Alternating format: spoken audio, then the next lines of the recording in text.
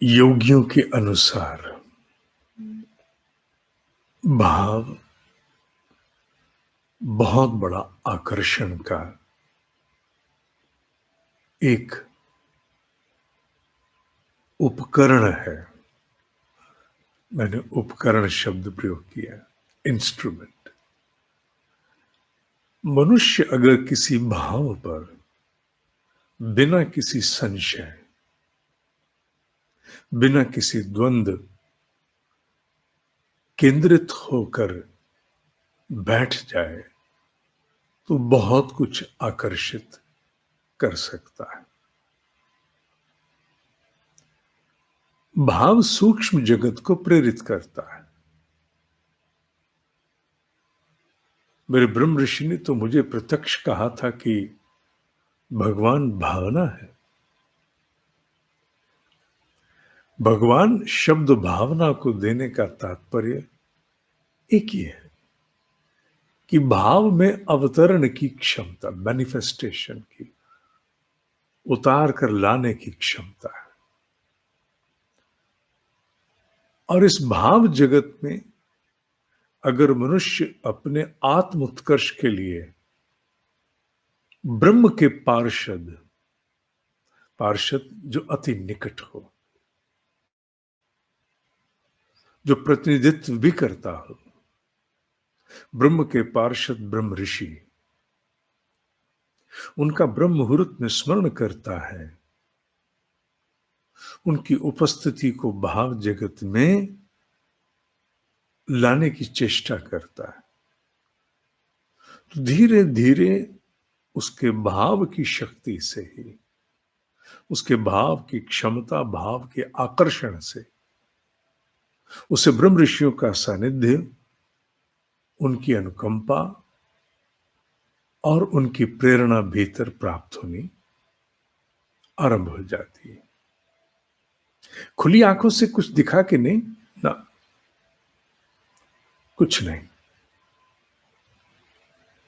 कानों से कुछ सुनाई दिया कि नहीं, कुछ नहीं।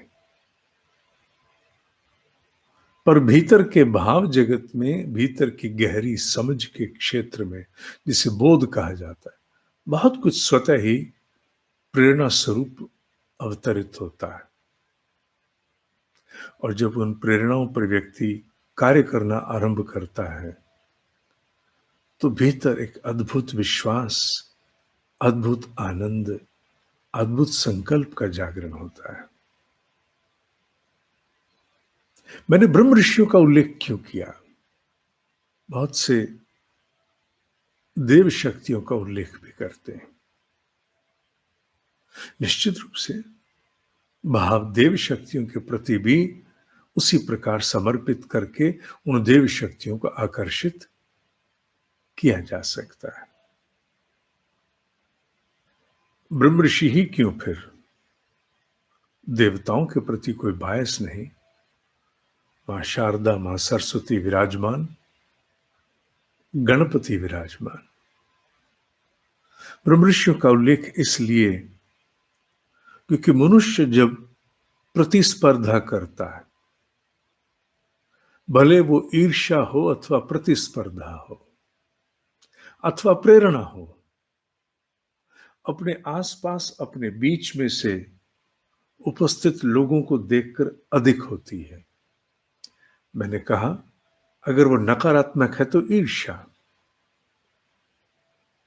सकारात्मक है तो प्रतिस्पर्धा, और अगर उत्कर्ष के लिए है तो प्रेरणा। ब्रह्म ऋषि हम में से ही होकर के गए हैं। हमारी ही भांति अनेक जन्मों के उपरांत, अनेक असफलताओं के बीच में से होकर के निकलते हुए उन्होंने उत्कर्ष प्राप्त किया। उनका प्राथमिक पहला जन्म ही ब्रह्म ऋषि रूप में हुआ हो, ऐसा प्रतीत नहीं होता। अनेक जन्मों में प्राप्त उत्कर्ष के द्वारा वो उस अवस्था को प्राप्त हुआ है, होके गए हैं, वो रास्ता उनका देखा हुआ है। वो मार्ग देखा है और मोक्ष की अवस्था प्राप्त करने के उपरांत भी अपना अस्तित्व उन्होंने कारण शरीर में बटोरा हुआ। केवल कुछ उद्देश्यों की इस वसुंधरा, इस पृथ्वी पर पूर्ति हेतु मुझ जैसे, आप जैसे असंख्य जिज्ञासु पिपासु साधकों की प्रेरणा के लिए, उनके मार्गदर्शन के लिए। अतः वो अति निकट प्रतीत होते हैं, एक पिता की भांति अपने अति निकट। इसीलिए ब्रह्म मुहूर्त में, और चूंकि ये भी सत्य है कि ब्रह्म मुहूर्त की बेला में ब्रह्म ऋषियों की उपस्थिति कहीं अधिक सक्रिय जागृत बताई गई है, ब्रह्म ऋषियों के ही द्वारा जो शरीर में रहे। और ये भी कि ब्रह्म मुहूर्त की बेला में उनके सूक्ष्म प्रसारण भी साधकों को प्राप्त होते हैं, प्रेरणाओं के रूप में। जीवन के हजार प्रकार के विघटनों में भी जब किसी न किसी प्रकार साधना निभती चले तो मान लेना चाहिए किसी का आश्रय है, किसी की प्रेरणा है, कोई फिर से उठाता है, फिर से चलाता है। ये भाव जितने अंशों में हम दृढ़ करेंगे उतने अंशों में उस पर आधारित अनुभूति भी सत्य होगी। बुद्धि तर्क करेगी ये केवल कल्पना, मिथ्या या कुछ सत्य भी है। मैंने पूर्व में भी अनेकों बार कहा, एक वैज्ञानिक की तरह साधक को चलना चाहिए। अगर कुछ भीतर प्रेरणा रूप में अवतरित हुआ है, बुद्धि भले ही संशय करे, पर समय का परीक्षण, समय का एग्जामिनेशन पुष्ट कर देगा कि यह केवल कल्पना थी या यथार्थ। इसके लिए किसी प्रकार के कोई परामर्श की आवश्यकता नहीं है।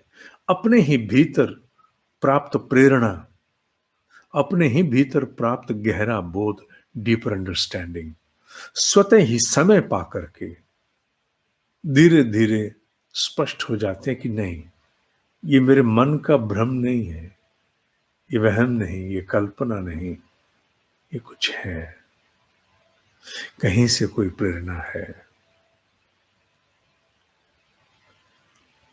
इसलिए भाव के द्वारा अपने आकर्षण को जितने अंशों में पवित्र और केंद्रित करेंगे उतने अंशों में ही स्पष्ट प्रखर प्रेरणा भी हमें प्राप्त होती चली जाएगी। और ये जादू ये तो इस पूरी सृष्टि में कोई जादू नहीं है, जो जाना नहीं बस वही जादू है। और फिर भी केवल उपमा देने के लिए, विशेषण देने के लिए, ये जादू इन ब्रह्म मुहूर्त के क्षणों में कुछ अधिक चलता है। The magic moments. ओम ही सत्य है, ओम ही सत्य है, ओम ही सत्य है।